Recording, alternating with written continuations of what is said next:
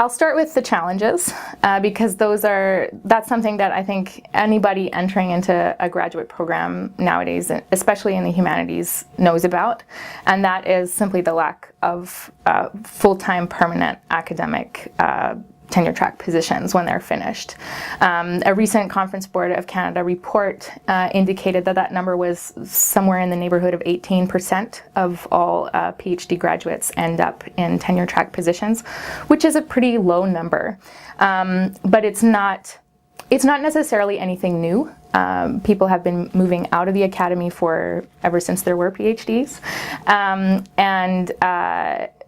But that's definitely one of the challenges that people need to be aware of. In terms of opportunities, there's given that small number who land in full-time permanent positions, there's more flexibility opening up at academic institutions for what is available. So, for example, teaching stream positions are rising in popularity, especially in Canada. McMaster has that, University of British Columbia has that, Calgary has that. Where there is very little research, maybe pedagogical research, but not content research in terms of French, for example, and French literature. But it's a fairly heavy teaching load, but that can be a wonderful opportunity for people for whom teaching is really what they love about the academic context. So that's one of the great opportunities, is that there's more flexibility for the type of academic positions that are available. So in terms of where to concentrate their efforts, one of the things I really recommend for students very early in their program is to think about other options, just at an initial stage. So even if an academic career is plan number one, that is what they're strategically pursuing, to be realistic about what other things might be out there. A lot of people are in grad school because they really love the subject that they're studying. And many people come from an undergrad into a graduate program without necessarily having done many things outside of their studies. And so one of the things that I encourage people to do is think outside of the box and think outside of it early. We tend to be very bad at predicting what we're going to like before we've tried it out. And so during grad school, to really use that as an opportunity to explore different interests. It's less about, I think, specific industries, because the skill set that you develop through a master's and a PhD are applicable to virtually any industry. And so it's worth really starting early in your program, the thinking process of what kinds of questions do you want to be answering? What kinds of problems do you want to be solving? What kinds of people do you want to be working with? And so starting from some of those bigger questions that humanities scholars tend to be really good at asking themselves and also answering, instead of thinking, oh, I want to go into nonprofit or I want to go into business or whatever, to start a couple of steps back from that and really looking at what are the big questions that matter to me. Why did I get into this program in the first place?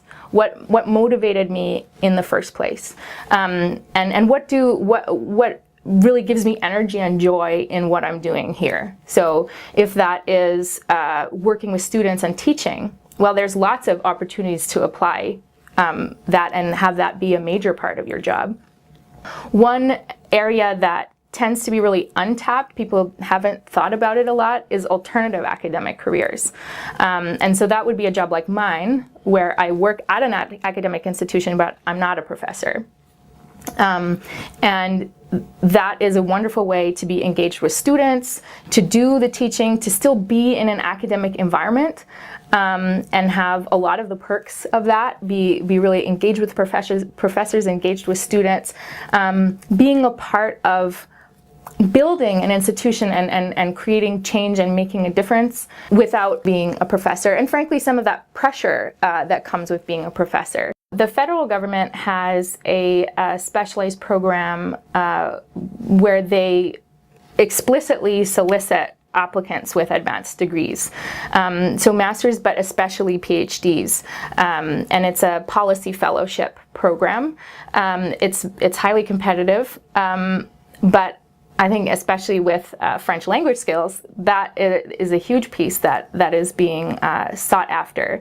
And while the specific content knowledge of a dissertation might not be the most relevant to that job, the critical analysis skills, the writing skills, the specifically being able to communicate to different audiences in multiple languages, those are things that would definitely be applicable. And similar types of programs exist at the provincial and the municipal level as well. So we offer quite a lot for students, and specialized services for graduate students, which I think is something that a lot of graduate students don't even realize. So we have 2 full-time advisors that work exclusively with graduate students, so masters, PhDs, and postdocs. And we provide a range of services. So we would meet one-on-one with you for an hour to review your resume or your cover letter or practice for interviews. Some of my favorite appointments are actually academic interview preparation appointments. So that is something that we also provide. A lot of people don't realize that we do academic career prep as well. We also have a range of workshops available here, and then we sometimes also do custom workshops about basically the same topic range. And we also have drop-in appointments that are available every day for graduate students between 12 and 1 p.m.